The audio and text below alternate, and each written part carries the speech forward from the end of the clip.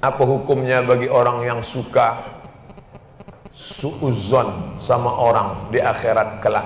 Ya ayyuhalladzina amanu, hai orang beriman, ijtanibu katsiran minadh-dhann, jauhilah prasangka, inna ba'dadh-dhanni itsmun, karena sebagian prasangka itu dosa.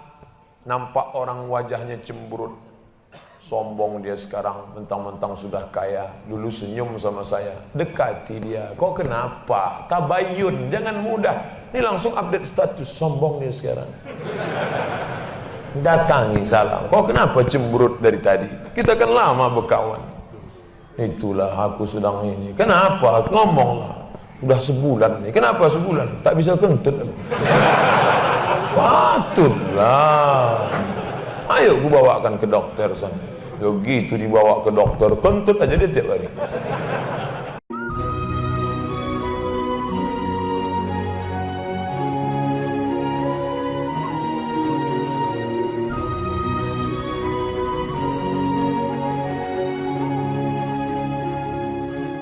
Apa hukumnya jika saya sholat sambil menutup mata agar sholat saya menjadi lebih khusyuk? Apakah ini tak boleh Pak Ustadz? Sebab dulu saya pernah tanya hal ini pada dosen agama, katanya ini tak boleh karena dianggap tak sopan pada Allah. Sementara jika mata saya terbuka, saya sulit untuk khusyuk. Adakah solusi untuk saya Pak Ustadz? Thanks. Ada gambar senyum. Titik 2. Sekarang saya mau menunjukkan beberapa riwayat sahabat Nabi itu solatnya pejam mata atau buka mata. Jangan jawab. Nabi jadi imam, sahabat di belakang. Ketika sedang solat, Nabi buka selopnya, sendalnya. Waktu itu Masjid Nabawi pasir. Nabi buka selopnya, semua sahabat yang ada di belakang membuka selop. Kira-kira sahabat di belakang pejam mata atau buka mata? Buka, karena kalau pejam mana dia tahu. Uqtulul aswadaini fi shalah, bunuhlah dua yang hitam ketika kau sedang solat. Allahu Akbar. Lewat dua yang hitam. Apa yang hitam itu? Kalajengking dengan ular. Bunuh. Kira-kira orang solat bisa ada dua yang hitam lewat, dia tahu matanya terbuka atau tertutup? Terbuka. Kalau tertutup, tiba-tiba udah tegak anaconda. Nah, terbuka. Jadi masalah solat terbuka atau tertutup, terbuka. Tapi ada saat tertentu kita mesti tutup. Saya pernah mengalami. Pas di depan saya pakai baju kaos, tertulis di belakangnya, hidup memang susah, jangan bikin susah. Asal saya buka, terbaca Pak.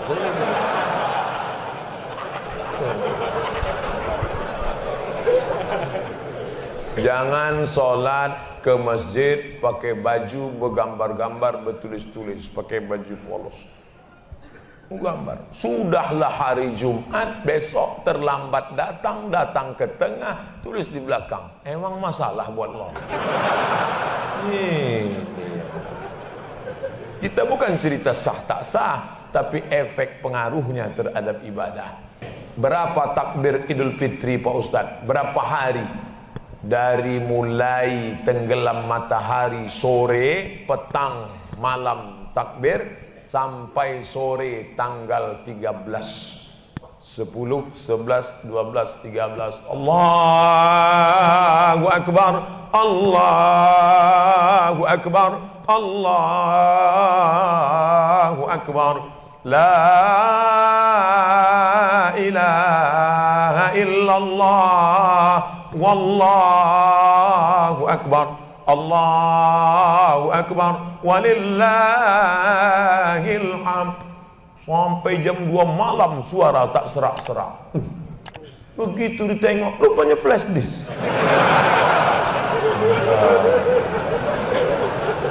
Janganlah flash disk, orang lah. Ini banyak nanti flash disk ini masuk surga.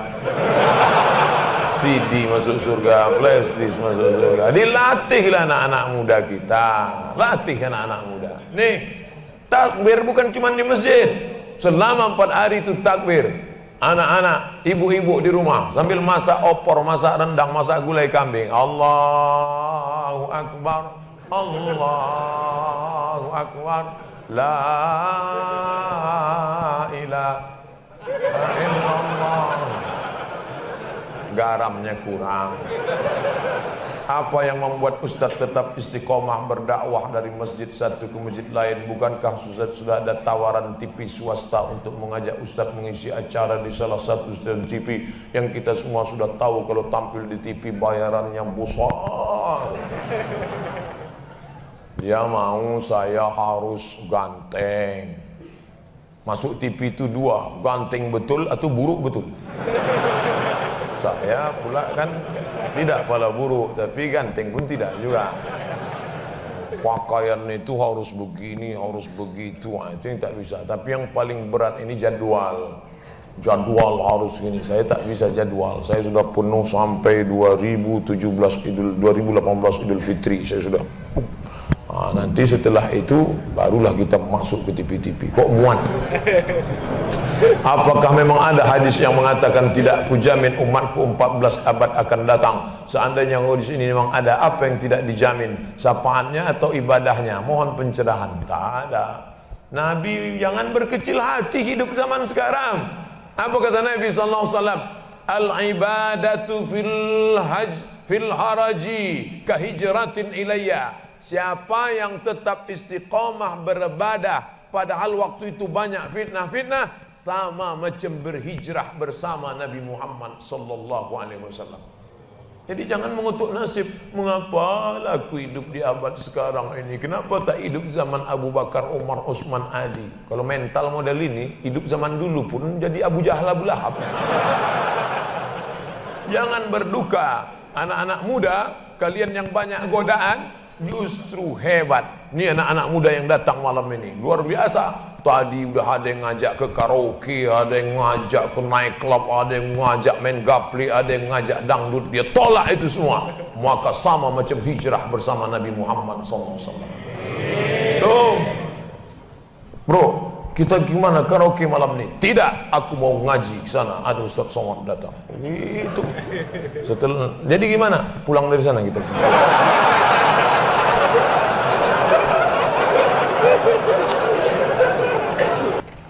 Apa pendapat dan nasihat Ustadz untuk umat Islam yang akan mengkonsumsi obat-obatan sedangkan hasil rilis Menkes RI obat yang beredar di Indonesia rata-rata bercampur dengan enzim babi, bahkan tak ada label halal dari MUI. Cari obat yang halal, bukan morfin, bukan heroin, bukan babi, bukan khamar. Karena kita tak disuruh berobat dengan yang haram. Herbal-herbal. Tak ada Pak Ustaz. Sudah kami cari tak ada. Pilihannya cuma dua. Kalau tidak mati babi, maka kita tak boleh pilih mati. Pilih babi. Dua mudarat. Bertemu dua mudarat. Mana yang dipakai? Akhaffud dararain, mudarat yang teringan. Yang dipakai yang teringan. Kau pilih mana? Babi atau mati? Aku pilih mati aja lah. Tak boleh. Pilih babi. Masuk ke hutan. Mati tak makan atau babi? Ambil daging babi. Bakar. Colek-colek ke kecap. Sementara dapat pisang. Tapi setelah dapat pisang, tinggalkan babi ini. Janganlah dapat pisang, makan juga babi. Kenapa kau makan babi? Enak Ustaz. Boleh. Saya kurang khusyuk dalam sholat berjamaah sebagai makmum karena saya tahu imam yang memimpin sholat kami seorang perokok berat dan saya yakin hukum merokok menurut ulama besar dunia haram. Apa yang harus saya lakukan Pak Ustaz? Merokok menurut Syekh Muhammad Nasir Farid Wasil Mufti Mesir haram. Merokok menurut Syekh Abdul Aziz Ibnu Baz Mufti Saudi Arabia haram. Merokok menurut Muhammadiyah haram. Merokok menurut Majelis Ulama Indonesia haram bagi ibu hamil, ibu menyusui, orang tua, anak-anak, orang sakit haram. Adapun bagi orang yang tidak masuk kategori ini maka makruh. Ustaz condong kemana? Saya tak merokok, saya condong kepada haram. Nah, jadi kalau bapak ini berkeyakinan rokok itu haram, maka dia tak mau berimam kepada imam, dia anggap imam itu fasik. Apa hukumnya berimam kepada imam yang fasik? Mazhab Maliki, mazhab Syafi'i, mazhab Hambali boleh berimam kepada fasik. Yang tak membolehkan berimam kepada fasik, mazhab Hambali. Begitu dalam kitab Al-Fiqhul Islami wa Adillatuh. Ustaz pribadi, andai ada imam itu perokok, apakah Ustaz tetap solat di belakangnya? Saya solat aja di belakangnya. Masalah solat saya sah, saya dapat pahala jamaah. Masalah dosa dia merokok, itu urusan dia. Tak nyaman saya Pak Ustaz. Asal saya angkat takbiratul ihram, nampak saya dia menghembus. Cari masjid lain. Banyak masjid berserak-serak di Batam ni. Bukan tak ada masjid lain. Kan macam zaman dulu, sekampung satu masjid. Masjid sana, masjid sana. Saat masih sekolah, saya meminjam uang kepada teman saya. Teman saya memberikan uang sambil mengatakan tak perlu dikembalikan. Tapi saya berjanji untuk mengembalikan. Karena niat saya meminjam bukan minta. Tapi sebelum sempat mengembalikan, teman saya sudah pindah sekeluarga ke luar negeri. Saya tak tahu keberadaan keluarganya lagi. Bagaimana saya harus lakukan Pak Ustadz? Pertama, hitung duit itu berapa, tahun berapa. 100.000 Pak Ustadz, tahun berapa? Tahun 80. 100.000 tahun 80 itu kira-kira berapa gram emas? Karena zaman Nabi mata uang itu dinar. Tak sama harga 100.000 tahun 2017 dengan tahun 80. Setelah dapat disimpulkan, oh 5 gram emas, berarti 5 gram emas sekarang kali 500.000 sama dengan 2,5 juta.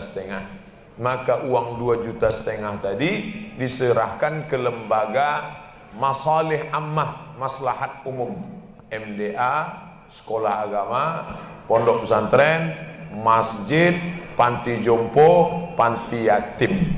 Serahkan. Ini uang 2,5 juta. Uang apa nih Pak? Ambil je lah, saya tanya-tanya. Apa hukumnya minjam duit kepada toke untuk berangkat umroh, membayar hutang dengan toke dengan cara menjual kelapa kepada toke dengan harga lebih murah dibanding kita tidak berhutang kepadanya dan membayarnya secara berangsur. Masalah harga, innamal bai'u antaradin, jual beli itu sama-sama ridha. Aku ambil barangmu, aku kasih duitku, sah, sah. Harga tergantung kesepakatan. Masalah minjam uang untuk berangkat umrah, haji, kurban, boleh apa tidak?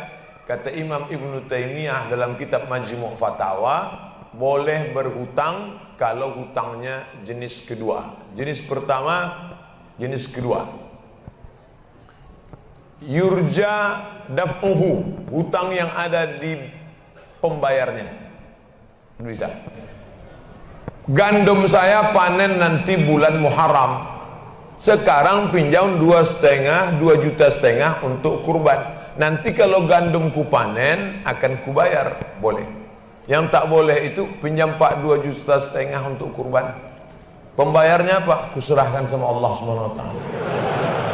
Itu tidak bisa. Jadi kalau model begini bisa. Istri saya mu'alaf. Dia kepingin sekali pakai hijab, tapi ibunya tak senang. Gimana Pak Ustaz? Sementara surga di bawah tapak kaki ibu. Ibu yang mana? Ibu yang taat kepada Allah, ibu yang taat kepada Rasul. Tapi kalau dia tidak taat pada Allah dan Rasul, la ta'ata li makhluqin, tidak ada ketaatan kepada makhluk kalau menyebabkan maksiat kepada Khalik. Kalau kau masuk Islam, aku tidak akan makan, kata emaknya, mengancam sahabat Nabi. Kalau kau masuk Islam, aku tak akan makan. Hari pertama dia tak makan, hari kedua dia tak makan, hari ketiga badannya lemas. Apa kata sahabat? Ya ummi, oh emakku, in kanat laki mi'atu nafsan, andai kau punya 100 nyawa, keluar nyawamu satu persatu, aku tak akan meninggalkan agama ini. Ucap juga mak ya. Jangankan 1 nyawamu mak, 100 nyawamu, keluar nyawamu satu persatu, aku tetap tak akan meninggalkan agama ini. Akhirnya hari ketiga tuh makan mak, mop-mopan aja tuh. Saya sudah 1 tahun menikah, tapi belum diberi amanah keturunan. Amalan apa yang harus saya lakukan Pak Ustadz agar saya bisa cepat diberi amanah keturunan Allah Subhanahu wa taala? Rabbi habli minas salihin. Doa siapa? Ibrahim alaihissalam. Berapa lama dia berdoa baru lahir Ismail? Nabi Ibrahim berumur 86 tahun baru lahir Ismail.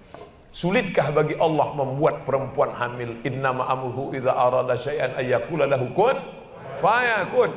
Lalu kenapa Allah tunda? Allah hanya ingin melihat kau meneteskan air mata bermunajat di tengah malam. Ya Allah, husnuzon kepada Allah Subhanahu wa taala. Andai kau beri ya Allah, mudah-mudahan dia soleh.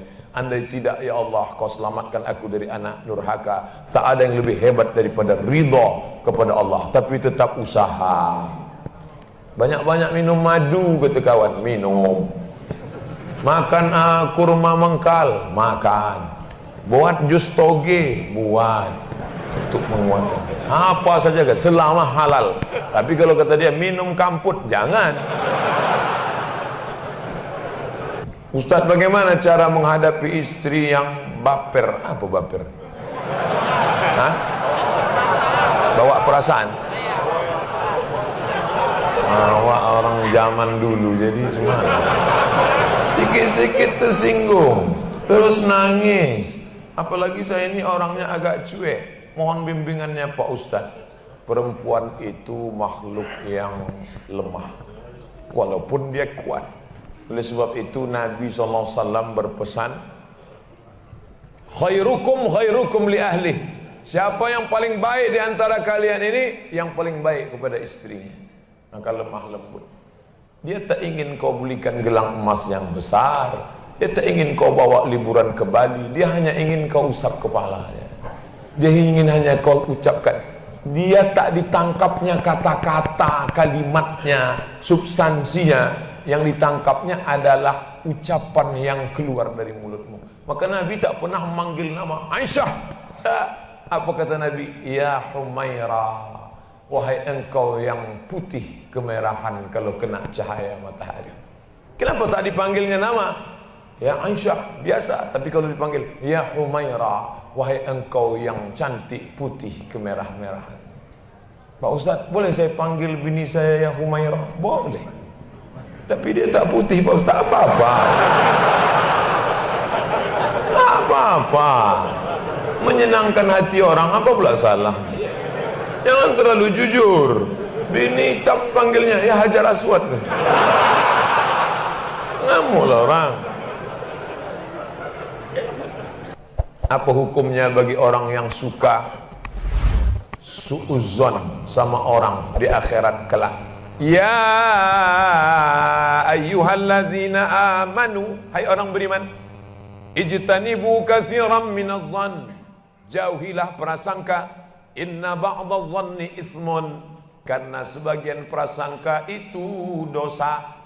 Nampak orang wajahnya cemberut, sombong dia sekarang, mentang-mentang sudah kaya. Dulu senyum sama saya, dekati dia. Kok kenapa? Tabayun, jangan mudah.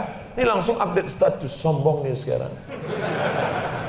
Datangi salam. Kok kenapa cemberut dari tadi? Kita kan lama berkawan. Itulah aku sedang ini. Kenapa? Ngomonglah. Udah sebulan nih. Kenapa sebulan? Tak bisa kentut aku. Patutlah. Ayo aku bawakan ke dokter sana. Begitu dibawa ke dokter, kentut aja dia tiap hari. Bagaimana bila seorang ibu menjadi suatu kebiasaan menyumpahi semua anak-anaknya? Apa hukumnya? Ya Juraij. Ada ahli ibadah namanya Juraij. Ya Juraij. Dia tak menjawab. Ya Juraij. Dia tak menjawab. Ya Juraij, dia tak menjawab. Sampai yang ketiga tak menjawab, apa kata emaknya? Allahumma la tumitshu hatta turihi wujuhal mumisat. Jangan matikan Juraij sebelum matanya melihat wanita tunasusila WTS PSK. Ahli ibadah anaknya.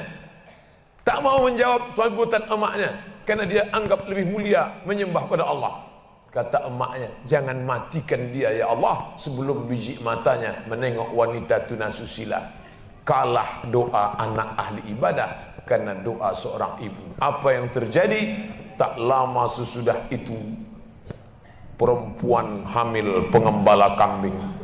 Pas ditanya, kau hamil kenapa? Karena Juraij. Dihancurkan mereka tempat ibadah Juraij, Bani Israel. Lalu kemudian mereka tangkap Juraij. Juraij, ternyata kau penipu pembohong. Katanya kau ahli ibadah. Nih pengembala kambing hamil, kau berzina sama dia. Kata Juraij, jangan kalian bunuh aku. Tunggu sampai anak lahir. Setelah anak lahir diadakan sidang. Lahir anak, ditusuk Juraij, telunjuknya ke pusat. Ya ghulam, hai anak kecil, man abuka, siapa ang? Bapakmu siapa? Who is your father? Bapakmu siapa? Apa jawab anak itu? Ra'il ghanam, bapakku pengembala kambing. Apa makna kisah ini? Allah mau menunjukkan mata Juraij akhirnya menengok wanita tuna susila. Maka kalau marah sama anak, jangan bilang, hei hantu, hei setan. Jadi hantu, jadi setan dia. Kalau marah sama dia, hei gubernur Kepri, hei anggota legislatif, insya Allah jadi dia. Paling tidak jadi calon, jadilah. Bagaimana sikap kita menghadapi teman yang taklid buta terhadap suatu tokoh yang sudah jelas-jelas melenceng dari sudut pandang Islam? Bahkan dia selalu menyudutkan ulama lain yang mengkritik tokoh pujaannya. Dalam kitab Al-Luma' karya Imam At-Tusi, Saraj At-Tusi, kitab tasawuf, ditahqiq oleh Syekh Dr. Abdul Halim Mahmud. Ayo kita ke rumah wali Allah, kata si Syekh, diajaknya murid-muridnya. Ayo kita ke tempat wali Allah. Ayo, ramailah murid-muridnya mau menengok wali Allah. Wali Allah tadi duduk dalam masjid. Inilah dia wali Allah yang mau kita tengok. Lalu si wali Allah tadi meludah dalam masjid. Maka saat itu juga Syekh mengatakan, ayo kita tegak, kita tinggalkan dia. Dia bukan wali Allah, dia wali setan. Kenapa begitu Syekh? Karena dia meludah dalam masjid bertentangan dengan syariat. Idza ra'aitar rajul, kalau kau tengok ada orang yamshi 'alal ma', bisa berjalan di atas air, yatiru fil hawa, bisa terbang di atas awan, la taghtar, jangan kau tertipu karena setan bisa melakukan itu. Tapi pandanglah bagaimana istiqomahnya. Jangan terpukau karena dianggap wali Allah. Jangan terpukau karena dia adalah profesor, doktor, insinyur, kiai, haji, buya. Jangan terpukau karena dia terkenal di YouTube, fanpage, Twitter, BBM, WhatsApp. Tapi pandanglah istiqomahnya sholat berjamaah. Pandangnya dalam amar ma'ruf nahi mungkar. Kalau kau sesuai dengan Quran dan Sunnah, ku ikuti. Tapi kalau tidak, ku tinggalkan. Ada rule of the game, ada aturan. Jangan taklid fanatik buta. Saya pernah mendengar cerita tentang manusia masuk surga dan neraka. Di antaranya kisah tentang wanita tunasusila pelacur yang masuk surga karena menolong seekor anjing. Kisah seorang yang masuk surga tapi belum pernah sholat dan sujud, orang masuk surga dan neraka karena seekor lalat. Pertanyaan saya, apakah saat ini sudah ada umat Nabi Muhammad atau manusia yang sudah berada di surga neraka? Bukankah manusia akan masuk surga neraka setelah hari kiamat? Kisah tentang seorang perempuan WTS membuka sepatunya, sepatu kulit, dimasukkannya ke dalam sumur, dituangkannya ke anjing yang menjulurkan lidah. Bukan umat Nabi Muhammad, tapi cerita tentang Bani Israel. Allah mengampunkan dia dan dia akan masuk surga. Apakah di surga itu sekarang sudah ada orang di dalamnya? Nabi Muhammad dulu masuk ke surga untuk apa? Meninjau-ninjau, menengok-nengok. Orang yang soleh meninggal, rohnya masuk ke dalam burung paruh warna hijau.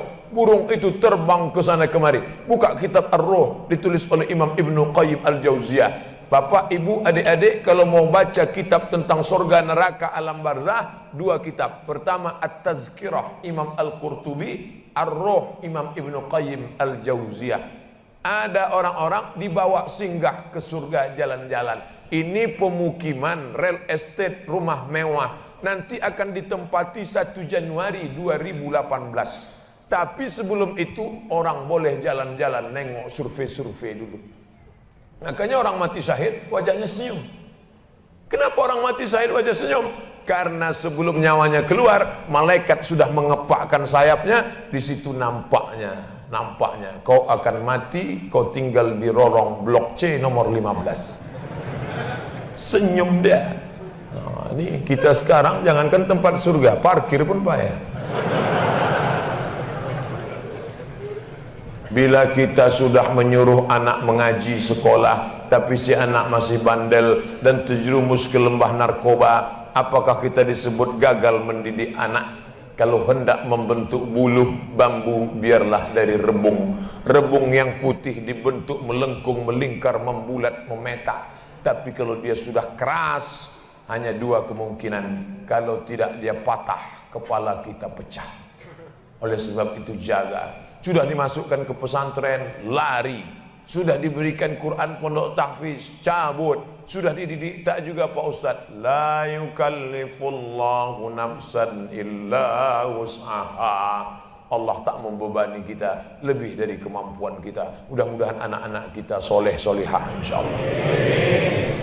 Imam dengan satu makmum perempuan yang bukan mahram, apa hukumnya? Menimbulkan fitnah. Da'ma safa khuzma safa, da'ma kadar. Tinggalkan yang buruk karena akan menjadi fitnah. Anak tinggal di masjid, anak muda datang pula mahasiswi jadi makmum di belakang. Ditengok sama orang, menjadi fitnah. Siapa tu? Pacaran, difotonya pula. Ada orang sedang salat di masjid. Ini orang mau fitnah kita. Maka kalau begitu keadaannya, tapi kalau imam ni sudah tua, tak nampaknya lagi mana gadis mananya. Bismillahirrahmanirrahim. Datang kebetulan mahasiswi, tak apa-apa. Tapi kalau menimbulkan fitnah, namanya sadduz zari'ah, menutup pintu celah fitnah. Lebih baik dia tinggalkan. Bagaimana pandangan Islam yang baik dalam mencari pendamping hidup seorang istri? 4 orang Pak Ustaz, sifatnya 4. Tungkahul mar'atu li arba', perempuan dinikahi karena 4. Apa yang pertama? 5 liha, karena kaya. Kenapa kau nikahi dia? Gimana lah Pak Ustaz, ku tengok cincinnya 3 biji. Kaya, tak salah. Wali hasabiha, kenapa kau nikahi dia? Keturunan Pak Ustaz, darah biru. Payah kemarin waktu cari donor darah, biru darah. Yang ketiga, wali jamaliha, karena cantiknya. Rambutnya bak mayang terurai, pipinya bak pauh dilayang, alisnya bak semut beriring, bibirnya bak delima merekah. So sweet. Walidiniha, karena agamanya.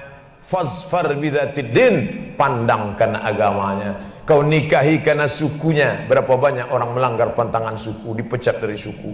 Kau nikahi dia karena kayanya, hartanya hilang melayang, kau tak suka lagi. Kau nikahi karena bentuk rupa, perempuan bagaikan bunga kuntum mekar, setelah itu layu, semuanya layu, dia akan berubah. Nikahilah karena agamanya. Ustaz Somad, ya, saya mahasiswa Ustaz dulu, ya. Bisa, saya udah tamat kuliah Pak Ustaz, mantap. Udah kerja Pak Ustaz, alhamdulillah. Belum nikah Pak Ustaz, nauzubillah. Bisa Ustaz carikan yang ada 4-4-nya Pak Ustaz. Kalau ada 4-4-nya ngapain untuk ente? Man talaba akhan bila aibin baqiya bila akhin. Siapa mencari kawan yang tak bercacat, seumur hidup tak akan berkawan. Menikah bukan mencari kesempurnaan, menikah menutupi segala kekurangan. Semenit setelah akad, mulailah kau nampak segala kekurangannya. Kurang cantik, kurang tinggi, kurang putih, kurang mancung, kurang. Maka setelah nikah, kau tutupilah segala kekurangannya. Setelah dapat, inilah dunia akhirat Pak Ustaz. Jangan lagi matamu liar kemana-mana.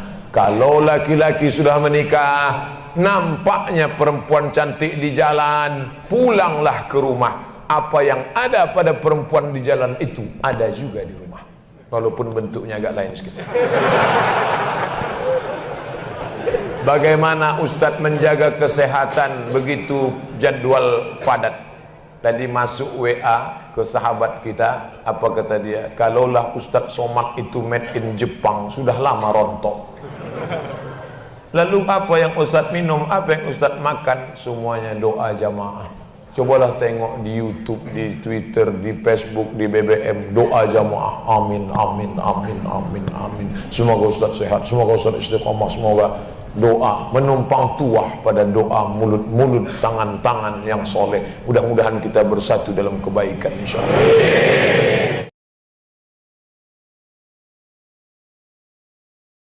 Assalamualaikum warahmatullahi wabarakatuh. Jumpa lagi di Katmin Official. Jangan lupa dukung terus channel ini, insya Allah berkarya dan berbagi pengalaman tentang pertanian. Jangan lupa like, subscribe, dan komen.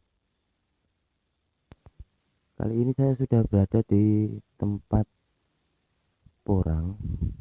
Jadi ini udah lama, udah 2 mingguan tidak saya kunjungi. Jadi gulma yang ada di tanaman ini sudah mulai lebat. Jadi untuk teman-teman, untuk petani porang khususnya, jangan sampai gulma tumbuh ada di sekitar porang, karena gulma ini sangat mengganggu pertumbuhan porangnya, terutama untuk kesehatan porang.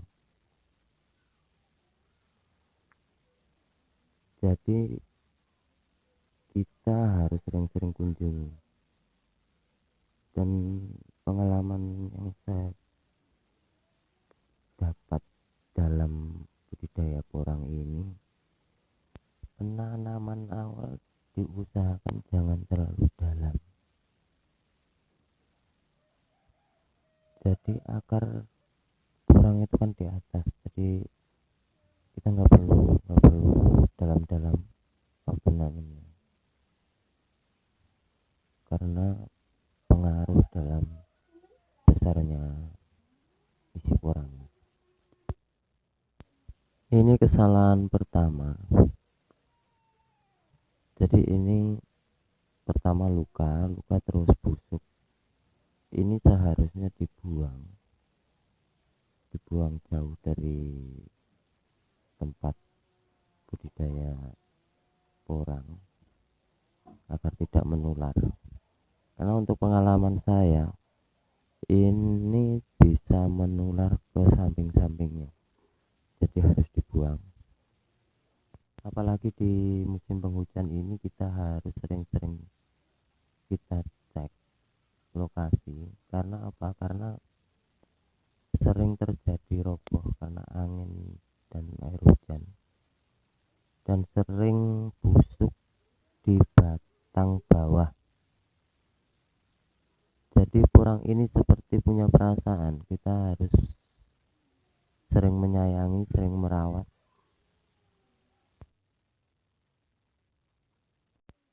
Kalau bisa porang yang doyong itu diberi lanjaran agar tidak roboh.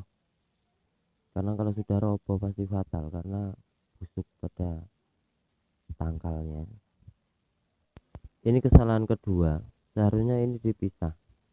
Karena apa? Karena buah yang ada di dalam itu nggak bisa berkembang, lalu lama-lama mengkerut, dan bisa juga nggak mau besar dan mempengaruhi bobot juga. ini seharusnya tadi kemarin waktu belum besar itu dicangkul dulu baru dipisahin agar tidak sampai terjadi kayak gini. Ini termasuk kesalahan fatal.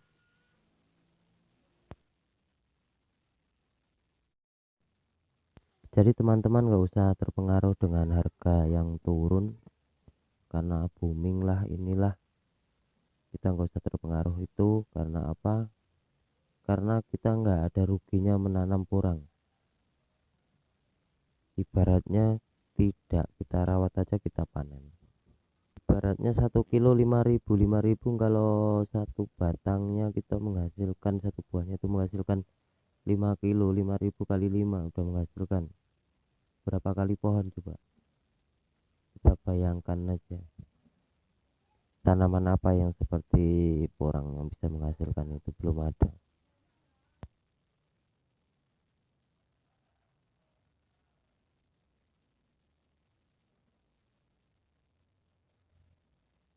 Untuk tanaman apapun semua itu perlu kasih sayang, perlu perawatan.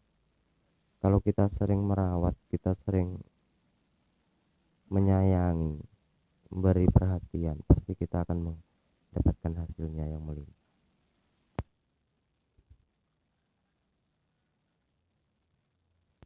Sekian video dari saya, semoga bermanfaat. Kurang lebihnya saya minta maaf sebesar-besarnya. Wa taufiq wa hidayah.